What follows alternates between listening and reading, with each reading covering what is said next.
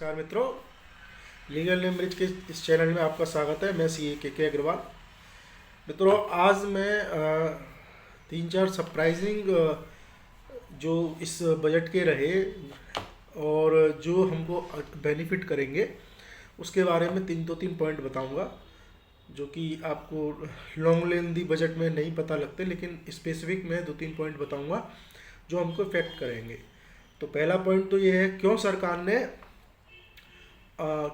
ने कोई भी टैक्स स्ट्रक्चर में चेंज नहीं किया। इसके बेसिक रीज़न क्या है, क्या उन्होंने बेसिक रीज़न दिए। हमारी मीटिंगें हुई और एक कॉन्फ्रेंसेस में हुई जहाँ पे तरुण भाई आ गए, secretary ministry of finance, and मंत्री निर्मला सीतारमण जी ने जो ऑब्जेक्शन, जो पॉइंट अपने रखे कि जिसकी वजह से हमने टैक्स रेट में कोई चेंज नहीं किए, उसके बारे में इस वीडियो में बताऊंगा। क्योंकि मार्केट में ये गवर्नमेंट रासिस है, गवर्नमेंट ने कोई चेंज नहीं किया। हालांकि गवर्नमेंट ने कहीं तो कुछ फैक्ट ऐसे बताए हैं जिससे वो चाह रही कि वो ट्रस्ट नहीं कर रही है टैक्स पेयर्स पे, लेकिन कहीं ऐसे पॉइंट भी हैं जहां उसने कोशिश की है कि वो टैक्स पेयर पे ट्रस्ट करे। दूसरा चेंजेज है जीएसटी से रिलेटेड, जो कि हमको इफेक्टेड करेगा, तो वही बताऊंगा। और एक चीज़ मैं बताऊंगा कि सैलरी स्ट्रक्चर में जो पर्सन है वही कह रहे हैं कि इस बजट में हमें कुछ नहीं मिला, लेकिन एक दो चीज़ ऐसी हैं जो कि सैलरी स्ट्रक्चर को भी, सैलरी पर्सन को भी इफ़ेक्ट करेगी और उनको भी बेनिफिट देगी। तो स्टार्ट करते हैं अपना वीडियो। तो जैसा कि फाइनेंस सेक्रेटरी ने कहा कि हमने टैक्स स्ट्रक्चर में क्यों चेंज नहीं किया, उनका एक रीज़न उन्होंने दिया कि जैसा आपको पता है असेसमेंट ईयर 21-22 की अभी इनकम टैक्स की रिटर्न्स की डेट अभी क्लोज नहीं हुई है, क्योंकि वो एक्सटेंड हो गई थी। लेकिन असेसमेंट ईयर 20-21 की डेटें क्लोज हो चुकी हैं, तो उनका एक डाटा उन्होंने जनता के सामने रखा। उन्होंने कहा कि इंडिया में सिर्फ 6.3 करोड़ रिटर्न फाइल की गई असेसमेंट ईयर 2021 यानी फाइनेंशियल 1920 के लिए। उसमें से 75% रिटर्न है बिलो 5 लाख थी, यानी कि उन पर कोई टैक्स लायबिलिटी बनती ही नहीं थी, क्योंकि आपको पता है जैसे 5 लाख से नीचे टैक्स लायबिलिटी बनती ही नहीं है। हालांकि टैक्स लायबिलिटी कई कई केस में 7.5 लाख 6.5 लाख तक, 1.5 लाख की एग्जेम्पशन प्लस कुछ और इन्वेस्टमेंट आपने की है, होम लोन वगैरह, तो कई कई केस में 8 लाख तक चली जाती है। तो 75% यानी मोटा मोटा हो गया 4.75 करोड़ रिटर्न है। तो वैसे ही नील टैक्स लायबिलिटी, इन्होंने कोई टैक्स पे नहीं किया। उसमें से भी 25% रिटर्न जो रिमेनिंग हमारी जो रिमेनिंग रिटर्न बची, उसमें से भी 17% रिटर्न है 5 to 10 लाख के ब्रैकेट में फाइल की गई, और मोर देन 8% से ज़्यादा की रिटर्न है मोर देन 10 लाख के ब्रैकेट में फाइल की गई। यानी इफेक्टिवली इन 25% ने ही सिर्फ टैक्स पे किया, चाहे वो कम मार्जिन पे हो चाहे ज़्यादा मार्जिन पे हो। उसमें से भी मतलब ये मोटा मोटा हमारा जो हो गया 1.57%, 1 करोड़ 57 लाख रिटर्नें हुई जिन्होंने कुछ टैक्स पे किया। तो गवर्नमेंट कह रही है हमें टैक्स मिला ही कहाँ। इफेक्टिवली तो टैक्स सिर्फ 1.5 करोड़ लोगों ने ही पे किया, और उसमें से भी जो इसमें भी हम दो कैटेगरी छाट लेते हैं, एक सैलरी केसेस, एक नॉन सैलरी केसेस। वो ये कहते हैं कि सैलरी के केस में 87% रिटर्न है तो बिलो 10 लाख गई, और 30% रिटर्न है 10 लाख टू 1 करोड़ की थी, और 1 करोड़ से ऊपर तो चुनिंदा पूरे ऑल ओवर इंडिया मुश्किल से 1000 लोग होंगे, इससे ज़्यादा थे ही नहीं, जो परसेंटेज में काउंट करना भी बड़ा मुश्किल है। और नॉन सैलरी के केस में 96% रिटर्न है 10 लाख से नीचे गई। आप यकीन मानोगे बिजनेसमैन जो रिटर्न है फाइल करते हैं उनकी इनकम 10 लाख से नीचे ही होती है 96% की, और 4% की रिटर्न है जो 10 लाख से ऊपर गई। तो इफेक्टिवली जो गवर्नमेंट का कहना है कि रिटर्न फाइल करने का डाटा स्ट्रक्चर तो बढ़ रहा है, लेकिन टैक्स कलेक्शन का डाटा स्ट्रक्चर नहीं बढ़ रहा, लोग फॉर्मेलिटी कर रहे हैं। गवर्नमेंट इसमें एक तरफ तो ट्रस्ट की बात करती है, ट्रस्ट की बात की, जब भी गवर्नमेंट ने 2 साल तक अपडेटेड फॉर्म की बात की है कि हम अपडेट कर सकता है कोई भी रिटर्न, तो फ़ायदा भी है इसका। तो एक तरफ वो ये कहती है कि जी टैक्स पे कौन कर रहा है, इसको बेनिफिट दें। पता नहीं इलेक्शन के टाइम पे यही 1.5 करोड़ लोग उनको फ़ायदा कर जाते हैं, लेकिन इस टाइम नहीं किया शायद। उनका एक चौंकाने वाला और स्टेटमेंट था कि जो मैक्सिमम केस में जो लेडीज़ हैं वो मैक्सिमम 2 बिजनेस में इनकम ज़रूर दिखाती है, एक तो ब्यूटी पार्लर, एक ट्यूशन इनकम। तो अब इस पे उनका क्या कहना था, ये तो समझना आप पे छोड़ता हूँ इस समझ को मैं। अच्छा, दूसरे पॉइंट पे आते हैं, जीएसटी के पॉइंट पे। जीएसटी में एक चेंज आया है पेमेंट ऑफ टैक्सेस को लेके। सेक्शन 49(10) 49 सब सेक्शन 10 में एक चेंज आया है पेमेंट ऑफ टैक्स को लेके, जो कि जीएसटी टैक्स पेयर को बड़ा बेनिफिट करेगा। मान लीजिए कि एक जीएसटी टैक्स पेयर के 2 रजिस्ट्रेशन नंबर हैं, दोनों अलग स्टेट में हैं, लेकिन पैन नंबर एक है। तो पहले क्या होता था कि हमारे कैश लेजर में अगर कहीं भी किसी भी रजिस्ट्रेशन नंबर में पैसा है तो हम उसी को स्पेसिफिक उसी रजिस्ट्रेशन नंबर पे ही यूज कर पाते थे। लेकिन अब अगर आपका एक पैन नंबर है, 2 स्टेट में जीएसटी नंबर है और आपके कैश लेजर में बैलेंस है, तो आप इंटर ट्रांसफ़र कर सकते हैं। यहाँ पे मैं बता सकता हूँ कैसे कर सकते हैं, क्यों कर सकते हैं। अगर इस पर क्वेरी है तो आप हमें कमेंट ज़रूर करें, तो हमें इस पर कमेंट ज़रूर करें। और दूसरा ये है कि लेकिन उसमें जो IGST और CGST से संबंधित जो लेजर होगा सिर्फ उसी में ट्रांसफ़र हो पाएगा, SGST में ट्रांसफ़र नहीं होगा, क्योंकि SGST जो रिप्रेजेंट करती है वो स्टेट लेजर को करती है। ये सिर्फ कैश लेजर की बात हो रही है, क्रेडिट लेजर का कोई अभी नियम नहीं आया है।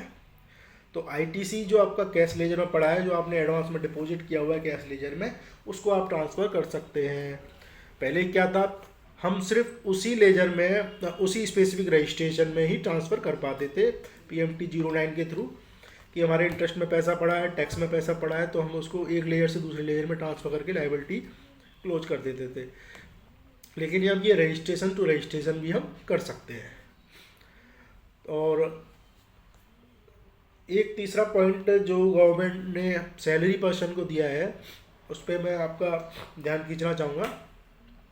सैलरी पर्सन को एक बेनिफिट मिला है, जो परक्विजिट होती है उसमें कोविड से रिलेटेड जो खर्चा एम्प्लॉयर ने एम्प्लॉइज़ पे किया है उसको कवर नहीं किया जाएगा, यानी कि वो एग्जेम्प्ट है। अगर एम्प्लॉयर ने एम्प्लॉय पे कोई भी उसके जो लीगल मेंबर हैं, जो कि किसी की डेथ भी हो गई है एम्प्लॉय की, उसको कोई भी पेमेंट किया है एस ग्रेशिया के रूप में, तो वो भी एग्जेम्प्ट है। कोविड से रिलेटेड खर्चा परक्विजिट में कवर नहीं किया जाएगा। ये सैलरी पर्सन के लिए एक बहुत राहत वाली खबर है, क्योंकि मैक्सिमम केसेस में परिवार में कोविड रहा ही रहा है और कई सारे एम्प्लॉयर ने अपने एम्प्लॉयज़ की इस टाइप की बीमारी के लिए एस ग्रेशिया या कंपनसेशन के रूप में बहुत मदद की है। तो वो सैलरी का पार्ट नहीं बनेगा, वो एग्जेम्प्ट रहेगा। ये गवर्नमेंट ने इस बजट में लाया है और ये एक बेनिफिट है। तो ये 2-3 पॉइंट्स थे जिन पे मैं आपका ध्यान खींचना चाह रहा था।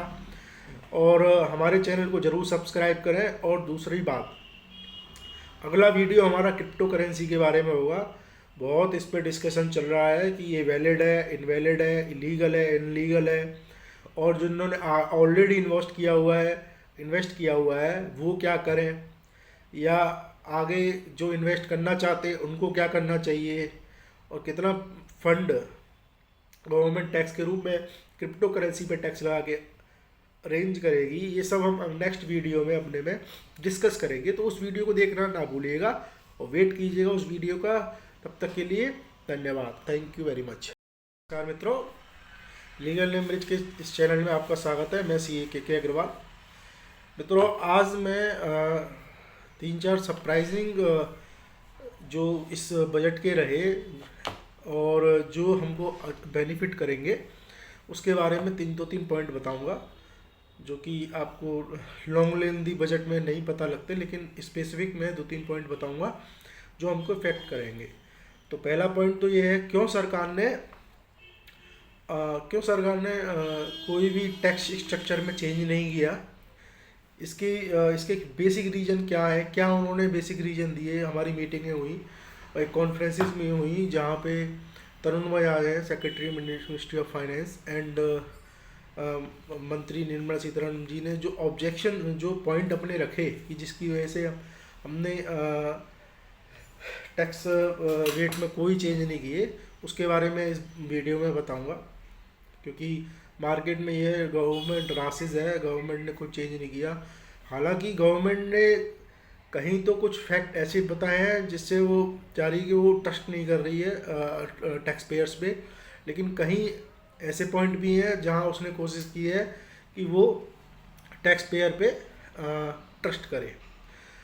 दूसरा चेंजेज है जीएसटी से रिलेटेड, जो कि हमको इफेक्टेड करेगा, तो वही बताऊंगा। और एक चीज़ मैं बताऊंगा कि सैलरी स्ट्रक्चर में जो पर्सन है वही कह रहे हैं कि इस बजट में हमें कुछ नहीं मिला, लेकिन एक दो चीज़ ऐसी हैं जो कि सैलरी स्ट्रक्चर को भी, सैलरी पर्सन को भी इफ़ेक्ट करेगी और उनको भी बेनिफिट देगी। तो स्टार्ट करते हैं अपना वीडियो। तो जैसा कि फाइनेंस सेक्रेटरी ने कहा कि हमने टैक्स स्ट्रक्चर में क्यों चेंज नहीं किया, उनका एक रीज़न उन्होंने दिया कि जैसा आपको पता है असेसमेंट ईयर 21-22 की अभी इनकम टैक्स की रिटर्न्स की डेट अभी क्लोज नहीं हुई है क्योंकि वो एक्सटेंड हो गई थी, लेकिन असेसमेंट ईयर 20-21 की डेटा क्लोज हो चुकी हैं। तो उनका एक डाटा उन्होंने जनता के सामने रखा। उन्होंने कहा कि इंडिया में सिर्फ 6.3 करोड़ रिटर्न है फाइल की गई असेसमेंट ईयर 2021 यानी फाइनेंशियल 1920 के लिए। उसमें से 75% रिटर्न है बिलो 5 लाख थी, यानी कि उन पर कोई टैक्स लायबिलिटी बनती ही नहीं थी, क्योंकि आपको पता है जैसे 5 लाख से नीचे टैक्स लायबिलिटी बनती ही नहीं है। हालांकि टैक्स लायबिलिटी कई कई केस में 7.5 लाख 6.5 लाख तक, 1.5 लाख की एग्जेम्पशन प्लस कुछ और इन्वेस्टमेंट आपने की है होम लोन वगैरह, तो कई कई केस में 8 लाख तक चली जाती है। तो 75% यानी मोटा मोटा हो गया 4.75 करोड़ रिटर्न है। तो वैसे ही नील टैक्स लायबिलिटी, इन्होंने कोई टैक्स पे नहीं किया। उसमें से भी 25% रिटर्न जो रिमेनिंग हमारी जो रिमेनिंग रिटर्न है बची, उसमें से भी 17% रिटर्न है 5 to 10 लाख के ब्रैकेट में फाइल की गई, और मोर देन 8% से ज़्यादा की रिटर्न है मोर देन 10 लाख के ब्रैकेट में फाइल की गई। यानी इफेक्टिवली इन 25% ने ही सिर्फ टैक्स पे किया, चाहे वो कम मार्जिन पे हो चाहे ज़्यादा मार्जिन पे हो। उसमें से भी मतलब ये मोटा मोटा हमारा जो हो गया 1.57%, 1 करोड़ 57 लाख रिटर्नें हुई जिन्होंने कुछ टैक्स पे किया। तो गवर्नमेंट कह रही है हमें टैक्स मिला ही कहाँ, इफेक्टिवली तो टैक्स सिर्फ 1.5 करोड़ लोगों ने ही पे किया। और उसमें से भी जो इसमें भी हम दो कैटेगरी छाट लेते हैं, एक सैलरी केसेस, एक नॉन सैलरी केसेस। वो ये कहते हैं कि सैलरी के केस में 87% रिटर्न है तो बिलो 10 लाख गई, और 30% रिटर्न है 10 लाख टू 1 करोड़ की थी, और 1 करोड़ से ऊपर तो चुनिंदा पूरे ऑल ओवर इंडिया मुश्किल से 1000 लोग होंगे, इससे ज़्यादा थे ही नहीं, जो परसेंटेज में काउंट करना भी बड़ा मुश्किल है।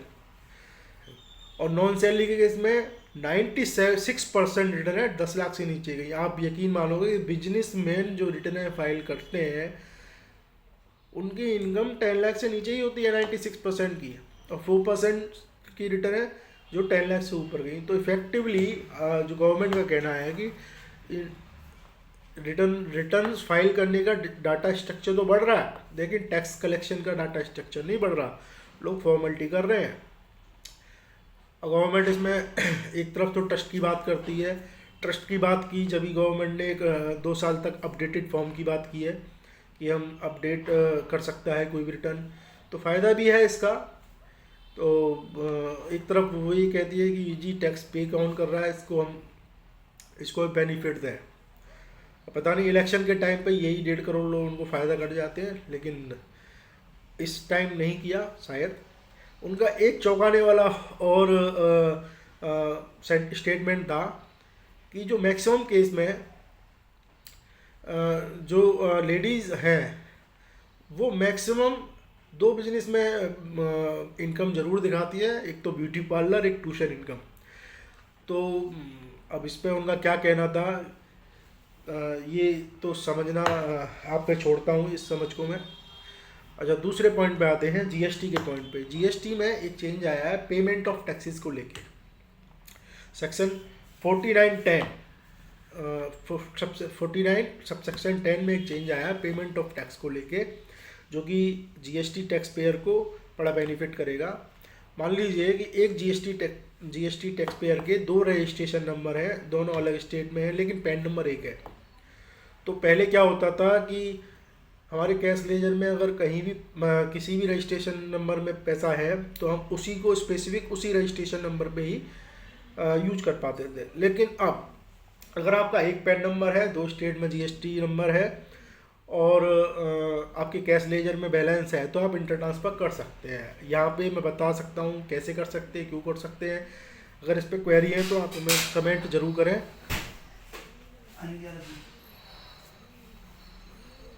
हमें कमेंट जरूर करें, क्या हमें इस पे कमेंट जरूर करें।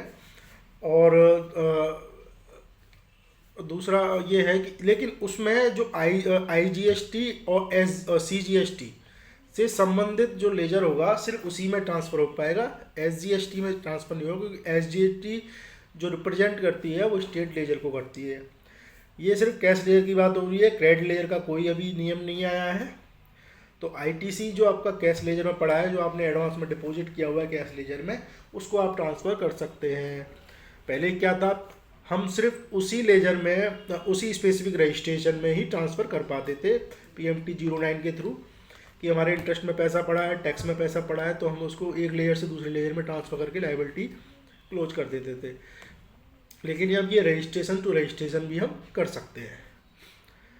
और एक तीसरा पॉइंट जो गवर्नमेंट ने सैलरी पर्सन को दिया है, उस पर मैं आपका ध्यान खींचना चाहूँगा। सैलरी पर्सन को एक बेनिफिट मिला है, जो परक्विजिट होती है उसमें कोविड से रिलेटेड जो खर्चा एम्प्लॉयर ने एम्प्लॉइज़ पे किया है उसको कवर नहीं किया जाएगा, यानी कि वो एग्जेम्प्ट है। अगर एम्प्लॉयर ने एम्प्लॉय पे कोई भी उसके जो लीगल मेंबर है, जो कि किसी की डेथ भी हो गई है एम्प्लॉय की, उसको कोई भी पेमेंट किया है एस ग्रेशिया के रूप में, तो वो भी एग्जेम्प्ट है।